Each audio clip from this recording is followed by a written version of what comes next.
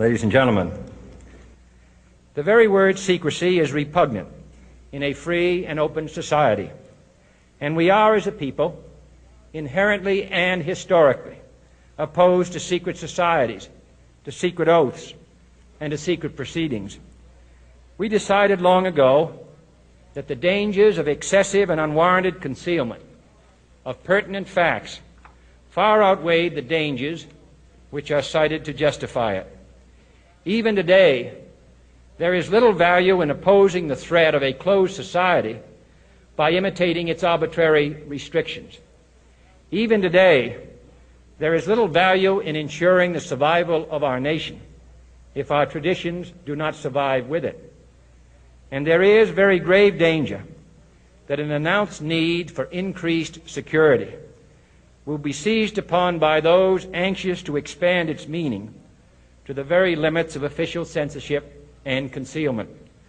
That I do not intend to permit to the extent that it's in my control.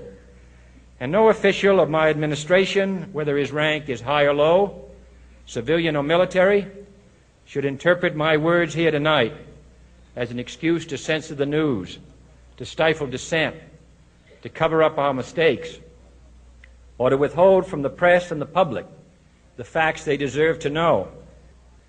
For we are opposed around the world by a monolithic and ruthless conspiracy that relies primarily on covert means for expanding its sphere of influence, on infiltration instead of invasion, on subversion instead of elections, on intimidation instead of free choice, on guerrillas by night instead of armies by day. It is a system which has conscripted vast human and material resources into the building of a tightly knit, highly efficient machine that combines military, diplomatic, intelligence, economic, scientific, and political operations. Its preparations are concealed, not published. Its mistakes are buried, not headlined. Its dissenters are silenced, not praised. No expenditure is questioned, no rumor is printed, no secret is revealed. No president should fear public scrutiny of his program, for from that scrutiny comes understanding, and from that understanding comes support or opposition, and both are necessary. I am not asking your newspapers to support an administration, but I am asking your help in the tremendous task of informing and alerting the American people. For I have complete confidence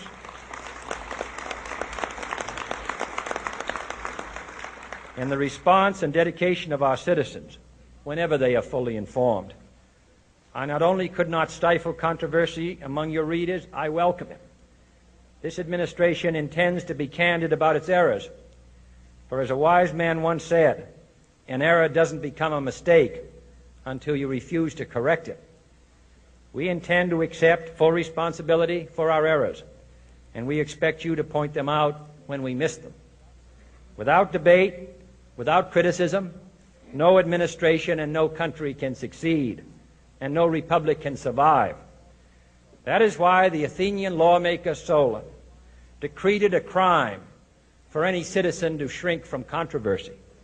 And that is why our press was protected by the First Amendment, the only business in America specifically protected by the Constitution, not primarily to amuse and entertain, not to emphasize the trivial and the sentimental, not to simply give the public what it wants, but to inform, to arouse, to reflect, to state our dangers and our opportunities, to indicate our crises and our choices, to lead, mold, educate, and sometimes even anger public opinion.